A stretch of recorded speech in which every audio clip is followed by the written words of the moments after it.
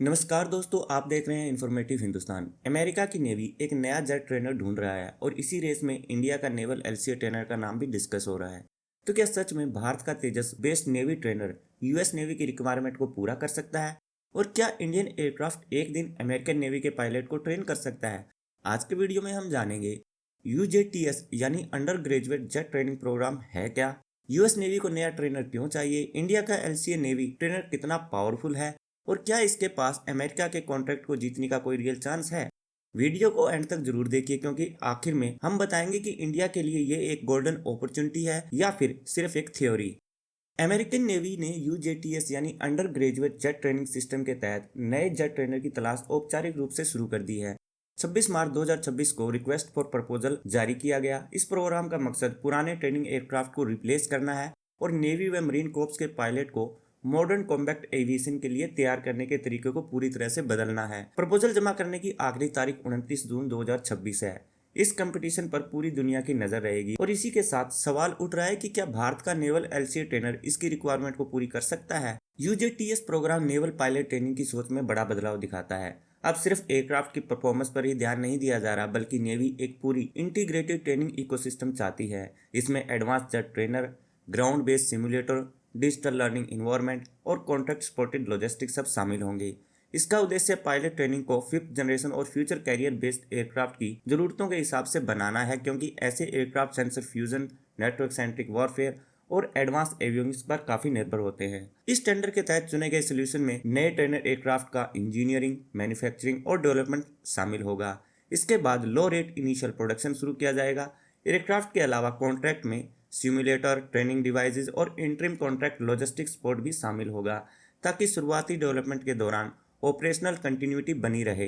Navy ने साफ किया है कि कॉन्ट्रैक्ट बेस्ट वैल्यू के आधार पर दिया जाएगा, यानी हो सकता है कि एक कॉन्ट्रैक्टर को चुना जाए या फिर बेहतर रिजल्ट मिले और बजट अलो करे तो अलग अलग कॉन्ट्रैक्टर्स को भी कॉन्ट्रैक्ट दिया जा सकता है। यूजेटीएस कॉन्सेप्ट में एक बड़ा बदलाव ये भी है कि अब navy traditional land based touch and go carrier landing practice से दूर जा रही है। पहले ये नेवल ट्रेनिंग एयरक्राफ्ट की सबसे अहम रिक्वायरमेंट मानी जाती थी और इसी के हिसाब से एयरक्राफ्ट का डिजाइन तैयार किया जाता था, लेकिन अब नई अप्रोच हाई फिडेलिटी सिमुलेशन और दूसरे ट्रेनिंग मेथड्स पर ज्यादा जोर देता है। एक्चुअल कैरियर लैंडिंग क्वालिफिकेशन बाद के स्टेजेस में दी जाएगी।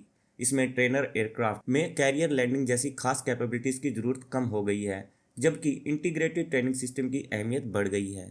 इसीलिए यूजेटीएस प्रोग्राम सिर्फ एक नया जेट खरीदने का मामला नहीं है, बल्कि एक पूरी ट्रेनिंग आर्किटेक्चर तैयार करने की कोशिश है।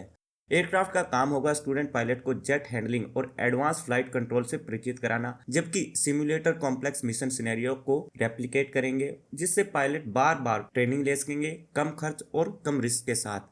ये ब्लेंडेड अप्रोच ऐसे पायलट तैयार करने के लिए बनाई गई है जो मॉडर्न एयर कॉम्बैट की रियलिटीज के लिए ज्यादा तैयार हों। इसी बैकग्राउंड में सवाल उठता है कि अगर भारत का एलसीए नेवी ट्रेनर ऑफर किया जाए तो क्या इस रिक्वायरमेंट में फिट बैठता है। नेवल लाइट कॉम्बैट एयरक्राफ्ट यानी एलसीए नेवी ट्रेनर जो तेजस प्लेटफॉर्म पर आधारित है, कैरियर कैपेबिलिटीज को ध्यान में रखकर बनाया गया है। इसमें strengthened landing gear, arrested hook integration और ski jump take off capability जैसी खूबियां हैं। दिलचस्प बात यह है कि ये कैपेबिलिटीज यूजेटीएस की बेसिक रिक्वायरमेंट से भी ज्यादा है, क्योंकि अब यूजेटीएस ट्रेनर स्टेज पर कैरियर लैंडिंग कैपेबिलिटीज पर पहले जितना जोर नहीं दे रहा।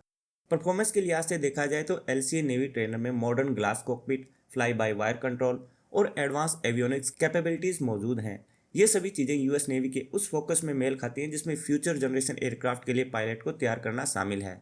लेकिन यूजीटीएस प्रोग्राम की असली रिक्वायरमेंट सिर्फ एयरक्राफ्ट नहीं बल्कि पूरा इंटीग्रेटेड सिस्टम है, यानी कॉन्ट्रैक्टर को एयरक्राफ्ट के साथ साथ सिमुलेटर, मिशन सिस्टम एमुलेशन और long term life cycle support भी देना होगा।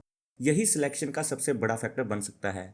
अगर एलसीए नेवी ट्रेनर को इस रेस में कॉम्पिटिटिव बनाना है तो इसे एक बड़े पैकेज के हिस्से के रूप में पेश करना होगा। इसमें advance simulation environment, digital training tools और मजबूत लॉजिस्टिक सपोर्ट फ्रेमवर्क शामिल होना चाहिए। इसके अलावा यूएस नेवी की ट्रेनिंग डॉक्ट्रिन और सिस्टम के साथ इंटरऑपरेबिलिटी भी जरूरी होगी। साथ ही एयरक्राफ्ट और उसके ट्रेनिंग पैकेज को अमेरिकन सर्टिफिकेशन और एक्विजिशन स्टैंडर्ड पर भी खरा उतरना होगा। यूजेटीएस प्रोग्राम अमेरिकी मिलिट्री के बड़े मॉडर्नाइजेशन एफर्ट का हिस्सा है। यह दिखाता है कि आज की एयर कॉम्बैट ऑपरेशन कितने कॉम्प्लेक्स हो चुके हैं। मॉडर्न फाइटर एयरक्राफ्ट अब हाईली नेटवर्क प्लेटफॉर्म बन चुके हैं।